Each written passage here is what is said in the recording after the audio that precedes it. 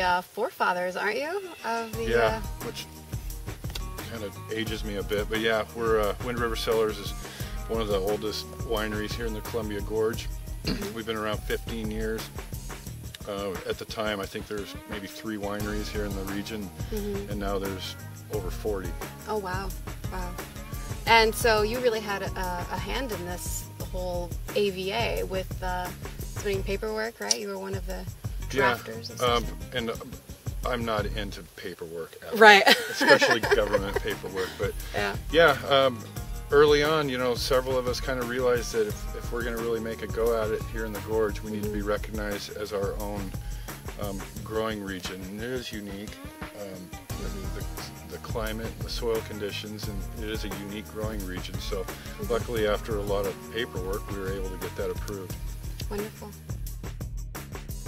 So, what about the name Wind River Cellars? What inspired that? I'm hardcore Klickitat County and mid-gorge grape industry, and you know I don't leave the region for any of my fruit, and I don't need to. So yeah, Wind River really represents all my vineyard properties here in the gorge. Right.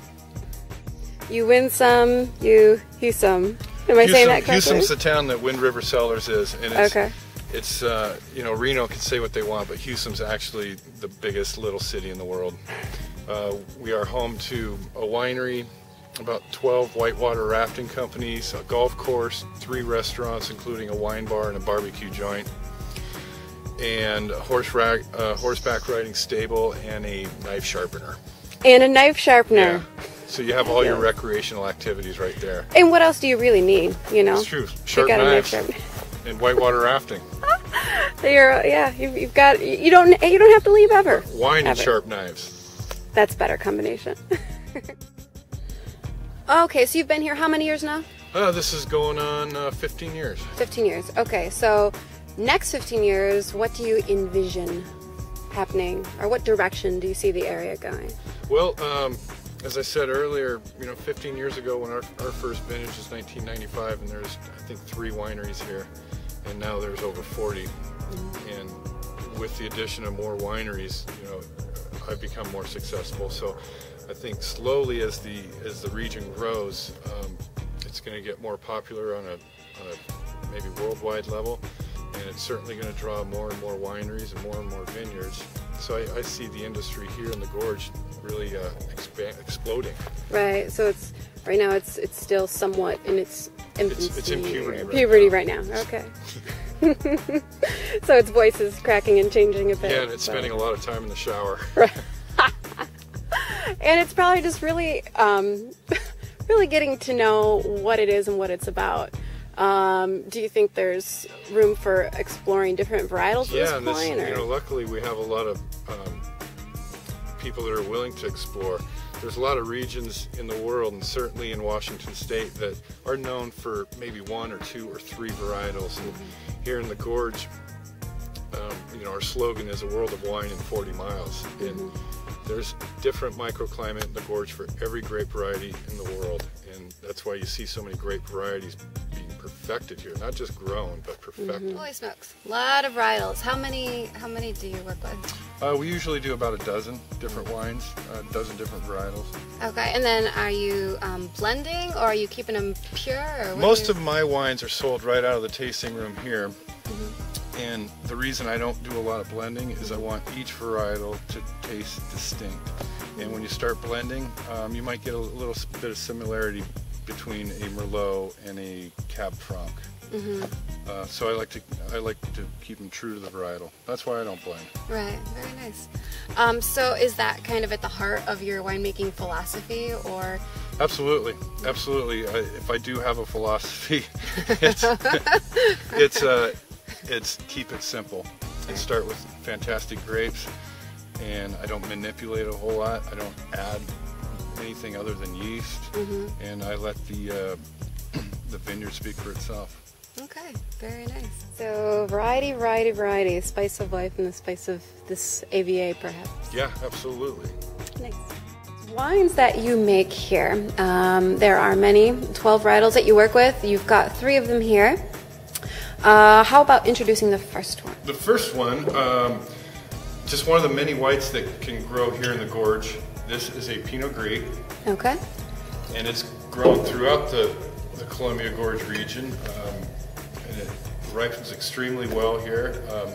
And the one thing about this region, on the west side of the Columbia Gorge, we get a little bit cooler night, and which develops a really wonderful acid in Pinot Gris, Chardonnay, and Riesling, and Viognier. And so, you know, it definitely makes this a unique growing region for white wines as well as red. Nice. So, what year is this? What are we working on here? We're currently on our 09 vintages. We'll soon to be released 09 vintages. This particular one's 08, and I'm just down to the last few cases. Okay, very exciting. And so, what can you tell us about the flavors of this one? What are we going to be noticing? Well, this particular vineyard, Celilo Vineyard, which is one of the most renowned vineyards in Washington, known for Chardonnay, Pinot Gris, and Gewürztraminer, is a century-old pear orchard. And so, after 100 years of pears being grown there and decomposing in the soil, I really think that a lot of that pear character and apple character, rise up through the soil into the grape. And so typically the white wines that are grown at Celilo Vineyard on Underwood Mountain have a lot of that pear and apple. Okay. It's actually a common profile for the wines that are made from grapes up there. Here's a Lemberger that's grown side by side right next to this Pinot Gris. Is this going to pick up the pear too, or? Not as much. I have Pinot Noir and I have Lemberger from Celilo Vineyard, and it typically gets a lot of crushed black peppery character.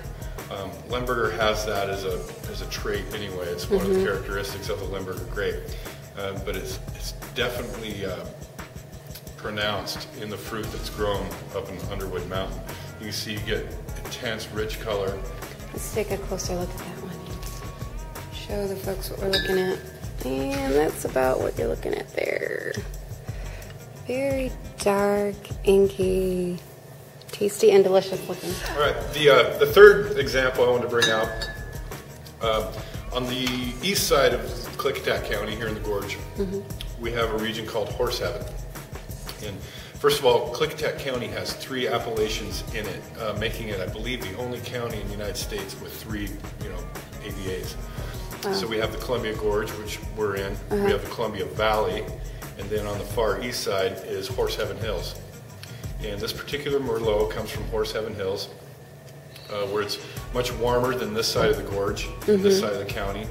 It's much drier. We have about 23 inches of rain here annually, and then out in Horse Heaven, on the east side, it goes down to about 8 inches annually.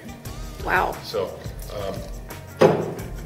Merlot, Syrah, Zinfandel, Cabernet, Cabernet Franc, all the Bordeaux varieties, several Rhone varieties, they all ripen extremely well out in Horse Heaven. And there's, like I say, there's nothing that can't be grown here in this immediate region. I see every step from grape harvest all the way through to when it's put on a shelf or sold out or walks out of the tasting room. So yeah, I handle each bottle myself. Probably 6 times before it's consumed. Well, that's a beautiful thing. Very cool. There's a little of me in every bottle. There's a little of you in it. Can't wait to sip some up, Joel.